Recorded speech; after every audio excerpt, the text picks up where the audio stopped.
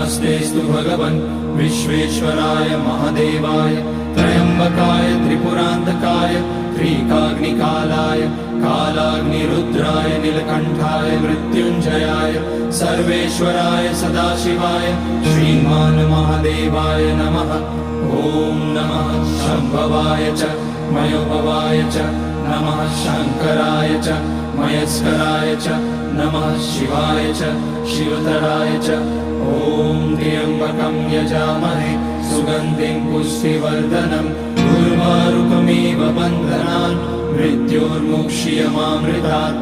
नागेन्द्रहाराय त्रिलोचनाय भस्माङ्गराय महेश्वराय नित्याय शुद्धाय दिगम्बराय तस्मै नकाराय नमः शिवाय।